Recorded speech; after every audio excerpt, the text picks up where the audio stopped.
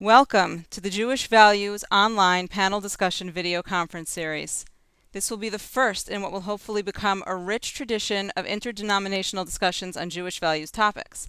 I'm Sara Eisen, a journalist and blogger with a special focus in the Jewish world, and I'll be moderating today's conference call. Today, our panel will be discussing the topic of Osama Bin Laden's killing in terms of the Jewish ideal of justice, in addition to the proper reaction or reactions we expect of Jews regarding the fall of enemies. Let me begin by introducing our panel. Today we have with us Rabbi Jason Miller, representing a conservative perspective. Rabbi Miller, are you known as the blogging rabbi of Detroit? Is that correct? Yeah, I've been blogging for many years. I love writing, and hopefully a few people read my writings. I have. Rabbi Louis Reeser, representing Reform Perspective. Am I correct that you are the rabbi of Eitz Chaim Synagogue in Derry, New Hampshire? Correct. And I also blog on New View Talmud, so trying to give a liberal perspective to traditional sources. That's cool. Rabbi Kelman, chairman of Kedma Jewish Student Organization and former assistant rabbi at the Jewish Center in New York. Are you still in New York, Rabbi Kelman? Still based in New York, unfortunately. I'd rather be in Israel, but for now we're based in New York, and I'm sorry that I do not blog. Okay. My sins have to... Well, there has to be a minority in every panel. Okay. So I'm going to begin by asking Rabbi Miller about the way in which justice was sought out in the Bin Laden case and what Jewish values have to say about the methodology used to get him. Rabbi Miller, you have about 1 minute. I have to tell you, for me, I learned a great deal from Elie Wiesel. He was quoted often after, in many different sources after the capture and killing of Bin Laden. And I think we really have to look to someone like Elie Wiesel, who has the background when it comes to ethics and morals and values in light of his own experience as a survivor of Auschwitz. So that when we look at the Bin Laden case, as Elie Wiesel has said, we need to sort of take it in the context of the situation, which is to say this was an isolated incident. We were not specifically going out of our way to kill an innocent man. We were trying to kill someone who has been responsible for the murder of thousands of innocent civilians. And so in this case, it was a victory, and it was also a moral victory. And when you take it in context, you can understand that.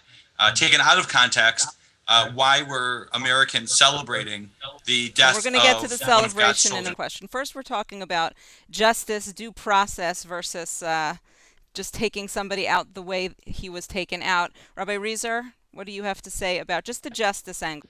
I think this has to be understood within the context of war.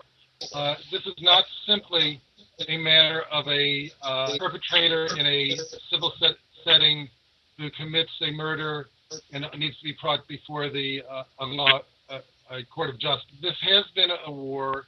It has been something that has been impacted us on numbers of fronts over numbers of years, from the Cold Towers in Lebanon long ago. I think it has to be seen in that sense of it, somebody who's come to attack us, and that we have the right to self-defense. Okay, and Rabbi Kalman, do you want to address what some have spoken about in terms of due process of justice and why not jail? People even brought up the Eichmann trial, that even though he was a mass murderer, people got the opportunity to testify in a court of law.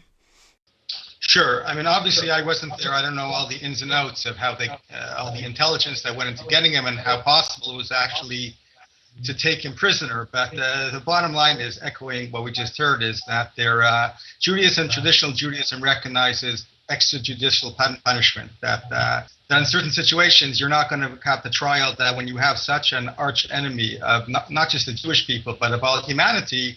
That is due process, to be able to kill this person. Forgetting about what might have happened at a trial, we already have seen the way terrorists can use trials and can use our justice system to make a mockery of really what justice and democracy is all about. So I don't. There's no issue whatsoever. Again, without knowing all the details of what went on that evening for that hour when they were half an hour they were in the actual compound. But the bottom line is there's no question whatsoever that if you had a chance to kill this person and there was a chance that he might go free, then you kill the person and you don't worry about anything else. Now, Rabbi Miller, I want to go back to the joyous responses we saw, the outbreak of joy in Times Square, etc., and what the Jewish perspective has to say about that reaction. Rabbi Miller, you can start. Yes, certainly from a value concept, I guess I was concerned by the over celebration in some cases, but in the same token, you have to understand that in a place like New York City, where so many individuals were touched personally by the loss of life, friends and relatives, co-workers, this was an impulsive, jubilant celebration. They were not mocking the Muslim people. They were not mocking, what happened. Rather, they were saying this is a victory for the United States of America. Not that it's revenge, but that we did capture our number one enemy. And I really believe that this was a reflexive celebration, and it shouldn't even be compared in any regard to the celebration that we've seen when innocent civilians, innocent losses of life have taken place. So this was not celebrating that an individual was killed. Rather, this was celebrating that the number one perpetrator of the September 11th attacks had been hunted down successfully and killed. Rabbi Reiser, do you draw a line anywhere? What and whom we are allowed to celebrate? Was this inappropriate? For me, the question in some ways has to do with, I like Rabbi Miller's use of the word reflexive versus what the ethical response we might hope for.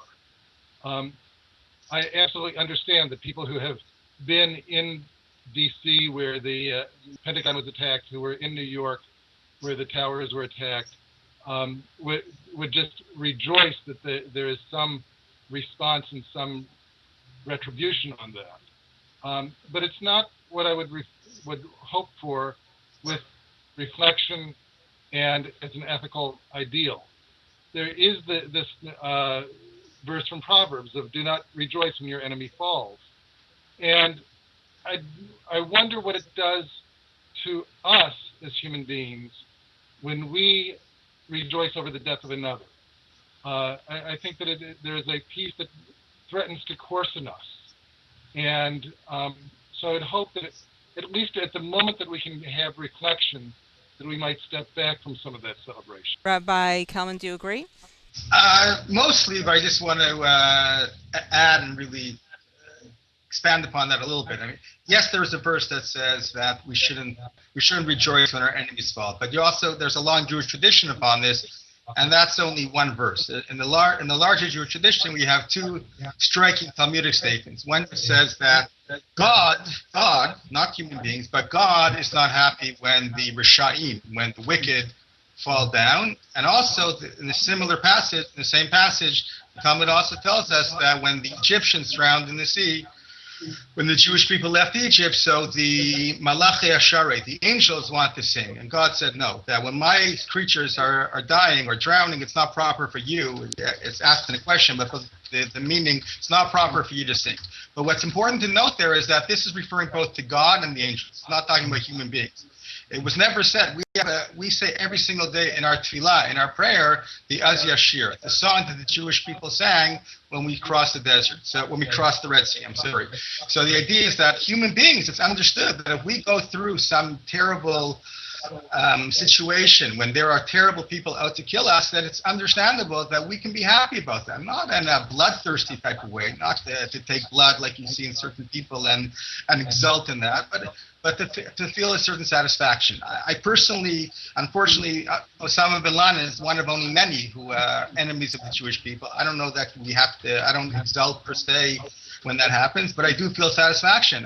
We are told we are tahara mikirbacha. We have to take the evil out of our midst. So we should feel satisfied when that evil is removed from our midst. You Rabbis Miller, Rezer, and Kelman for your participation today. I'm sure we could go on about this for another hour, but we can't.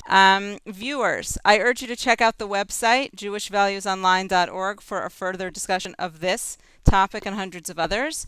And thank you for watching. Check back soon for our next video.